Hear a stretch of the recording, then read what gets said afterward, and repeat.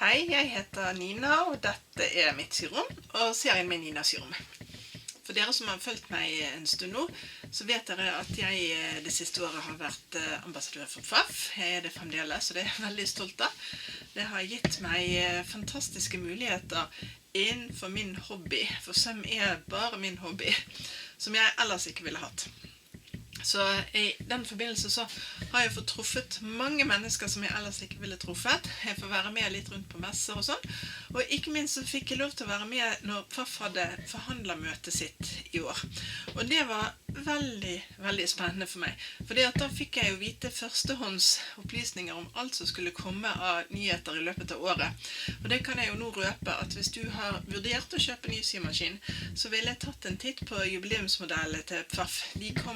De har kommet nå med en symaskin. Den er integrert IDT. Du får med ekstra 5 bonusføtter.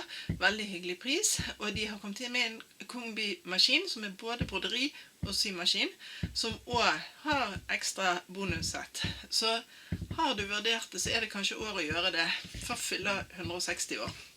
Og det blir feiret. Men tilbake til det. Jeg var altså med på forhandlermøtet. Jeg fikk lov til å holde et foredrag. Og jeg fikk lov til å treffe alle forhandlerne, som også var veldig, veldig hyggelig. Mange av de har jeg jo på en måte truffet før fra, jeg skal ikke si fra gammelt da, men dere vet når vi holdt på med syforum og sånn, så var det jo mange av de som hang rundt der. Så det var faktisk noen kjente fjes der, og det overrasket meg litt. Det var veldig, veldig hyggelig. Men da, nå snakker jeg meg bort, jeg gjør jo det stadig vekk. Da forhandlertreffet var ferdig, siste dagen, så fikk jeg altså en fantastisk fin sånn gaveeske med utstyr. PFAF har begynt å produsere sakser og tilbehør. Ikke bare symaskiner, men det du også trenger for å kunne utføre jobben profesjonelt. Så jeg skal rett og slett, det heter jo unboxe på influencerspråket, men jeg tenker ikke på meg selv som en influencer, men jeg skal altså åpne denne boksen sammen med dere. Så skal dere få se hva som er oppi den også. Så da går vi i gang med det. Dette er jo litt gøy. Jeg har altså fått, som takk for innsatsen på PFAF forhandlermøtet, hvor jeg også holdt et foredrag og en demonstrasjon, et sett som det nå går an å kjøpe til PFAF-maskiner. PFAF har begynt å produsere egne sakser, nåler, utstyr, og jeg har fått et helt sånt sett som hører til søm og broderi, så jeg er rett og slett litt spent, for jeg har ikke sett oppi.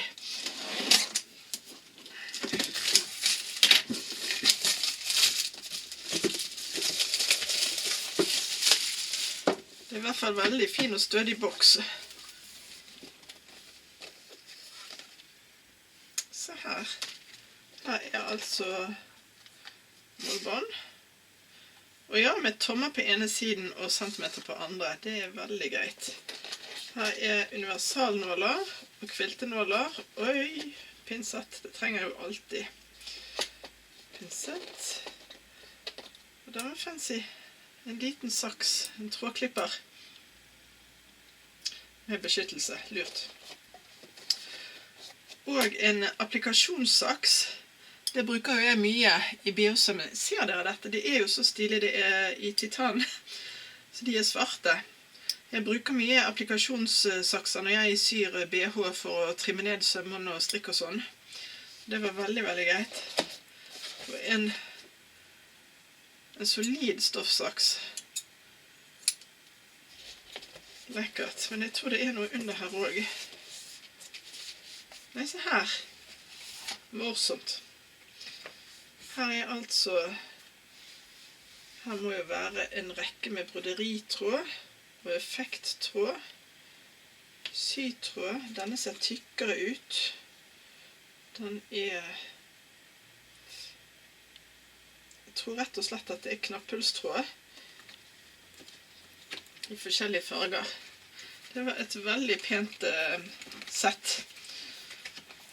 Så det gleder jeg meg til å bruke. Og ja, her står det selvfølgelig. Jeg bladde så fort vekk. Men her står det jo selvfølgelig. Og det gøye her er jo at det står hvilke nåler som en anbefaler til de forskjellige trådene, og hvilke stoffer det passer til.